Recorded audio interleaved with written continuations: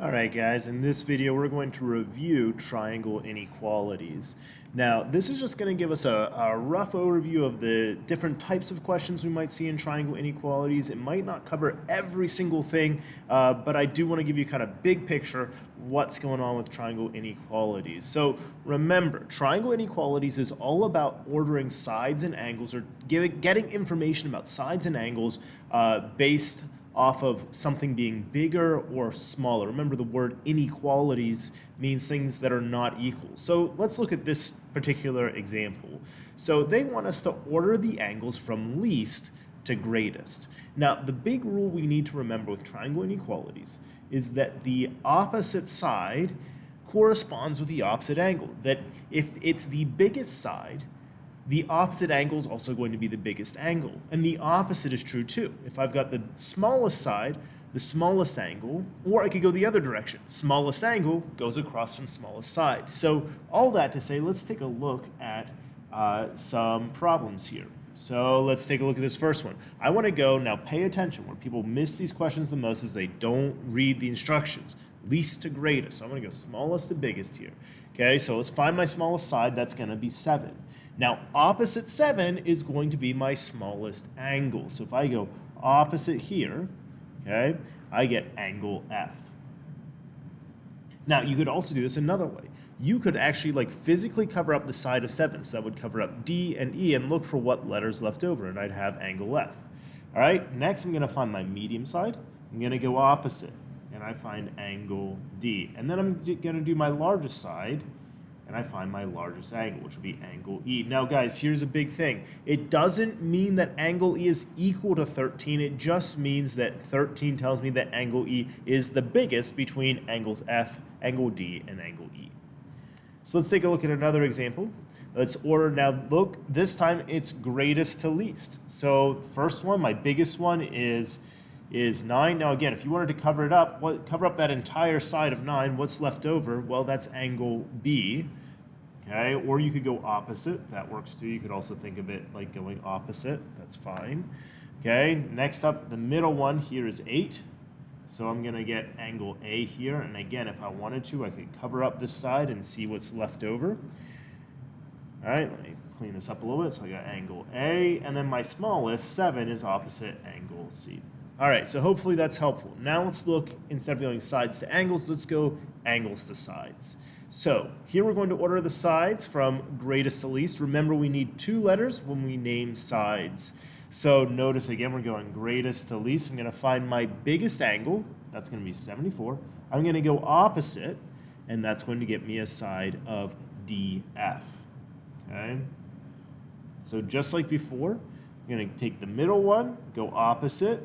I'm going to get a side of EF. And just like we did the last one, if we wanted to, we could actually use our kind of covering up method here too. If I cover up the angle of 71, what do I have left over? I've got the letters E and F, so that also works if you wanted to continue using that method.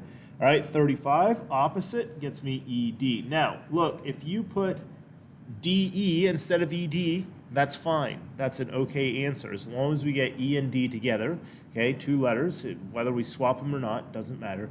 That's all good. All right, let's look at one more like this. Well, how am I going to figure out which sides are least to greatest if I don't have all my angles? Well, that's a good question. Let's make sure, is there a way for us to solve for a missing angle if I have 2 of the angles? There sure is. Remember, angles add up to 180 in a triangle. That's one of the most important things in all of geometry. Triangles have 180 degrees. So what I'm going to do is I'm going to take 180 degrees in my calculator.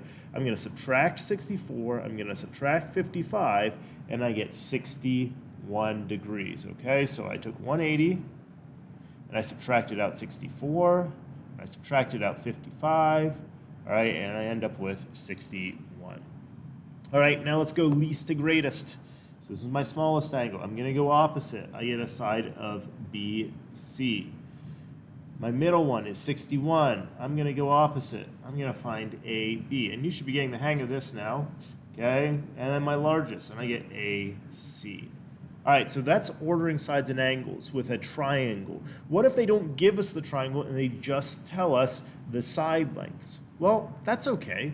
You really have two options. One option would be just to sketch the triangle out, right? I can just put A, B, C. Doesn't matter where I put A, B, and C. What does matter is that I put AB at 10, I put BC at 12, and AC at 15. Well, I just sketched the triangle. Now I can go ahead and solve this, right? Going largest to smallest here. So my largest angle will be angle B. My medium angle will be angle A. And then my smallest angle would be angle C, and I'm just going 15 to 12 to 10. Now, there's also another way to do it without sketching out the triangle. You could also look and say, okay, so I've got A, B, and C. What letter is missing out of my largest, that would be AC, what letter is missing out of AC? Well, it's B, so that would be my first one. I look and say, what's missing out of BC? Well, that would be angle A. And what's missing out of AB? Well, that would be angle C. So you could also do it that way. It's kind of a shortcut. But if you're in doubt, you can always just go ahead and sketch it out. All right, so that's the first part of triangle inequalities. There's another part of triangle inequalities that asks, can it be a triangle? They give you three sides and they say, can these be a triangle? So let's take a look. If you remember, the two smallest sides have to add up to be bigger than the biggest side. When we're dealing with triangles, I'm going to take a look at my two smallest sides. I'm going to add them up. Okay, and I'm going to check and see, is 15 bigger than 13? Yes, it is. So that could be a triangle. If the two smallest sides are too short, what happens is you can't have a triangle. Let me kind of see if I can sketch it out. If that's my big side and these are my short sides, you can see how they can't reach each other. They're too short, right?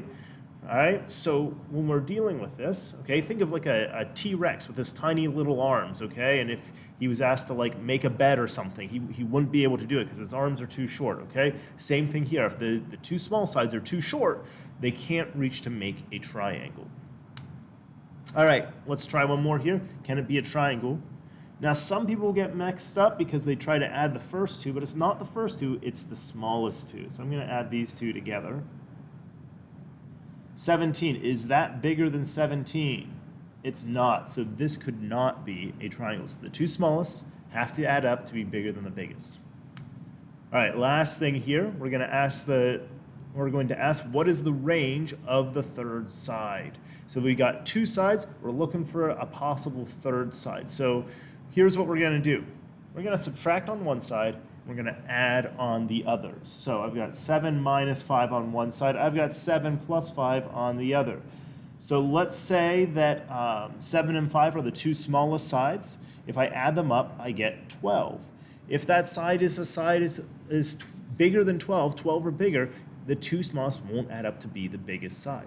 Now let's say that 5 and the missing side are the two smallest sides. So I subtract, say that would make 7 my biggest side. So 7 minus 5, I get 2.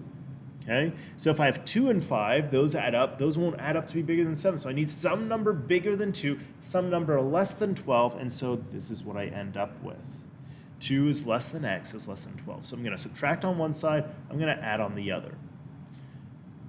All right, given two sides, which of these could be the third side, A, B, C, or D? Okay, so I've got 18 and 11, so I'm going to do the same thing as before. Subtract on one side, add on the other. My values of x are somewhere in between. All right, now, some people like to choose 7 because we see a 7, or 29 because we see a 29, but remember, my third side has to be in between 7 and 29. So which of these numbers is in between 7 and 29?